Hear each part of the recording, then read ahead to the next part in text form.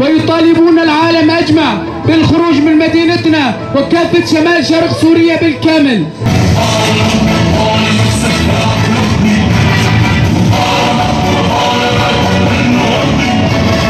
لازم نرجع الأرض وما أحد يمنعنا ونعيش بحب وهنا. المؤسسات العسكرية، عشائر الرقة، أهالي الرقة، بدنا نوصل صوتنا للعالم كل اليوم. ما بي صوت هفل، ما بي صوت. رفاقنا الماشيين على الطرف على الرصيف هفل الكل يساوم على أراضينا. نوصل صوتنا للعالم أجمع. لين الاتفاقية لن نتفق مع أخوات الشهداء. بدنا نسمع صوت تقارير النساء قوية اليوم. سلام، نحن أهل للسلام، شمسنا تجلي الظلام، عسكر في صف قصدا. أنا برخدانا برخدان يا رفاقي، هيا هبطوا هيا سيروا للأمام، لا أبالي في جرم. ناخذ مكانتنا أفضل. رفاقنا أفضل، ناخذ مكانتنا.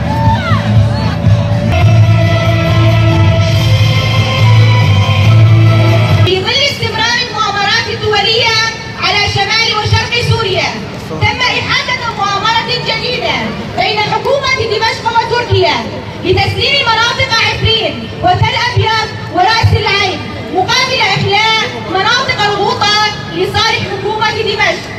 ولا زالت عفرين الجريحة تخضع تحت نير الاحتلال التركي وممارسة أشد أنواع العنف على أهالينا الأبرياء من قتل وتهجير، ولم يسلم منهم لا حجر ولا شجر. ورغم كل التحديات سننتصر ونثأر لكل شجرة قطعت وكل قطرة دم روت أشجار الزيتون الجريحة دفاعا عن الأرض والوطن. كما أننا باسم شعوب المنطقة والإنسانية نطالب المنظمات الحقوقية ذات الصلة بالضغط على تركيا من أجل رفع العزلة عن القائد الأممي عبد الله أوجلان المسجون جسديا، ولكن فكره النير الطليق بيننا ينشر عبقه لكل الأجيال من أجل الديمقراطية والحرية في كل أنحاء العالم. نعم، نكررها مرارا وتكرارا، نحن مدينون لهذا الفكر الإنساني الجديد وشعلته ومبدأه الأساسي أخوة الشعوب التي ترفض الإقصاء والتهميش، بل نطالب بالعيش الكريم المشترك بين كل مكونات المنطقة والعالم. لذلك من هنا نكرر مطالبتنا برفع العزلة المفروضة على الفيلسوف والمفكر الأممي القائد أوجلان حامل لواء الإنسانية والكرامة للعالم أجمع.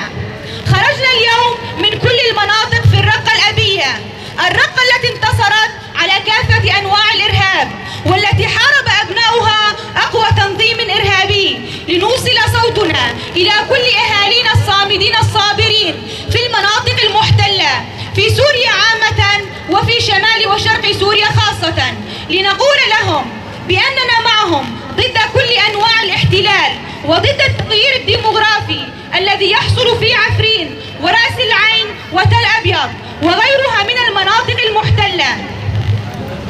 وندين كل التصرفات الوحشية التي يقوم بها مرتزقة أردوغان بحق أهلنا في عفرين من قمع واضطهاد وقطع لأشجار الزيتون.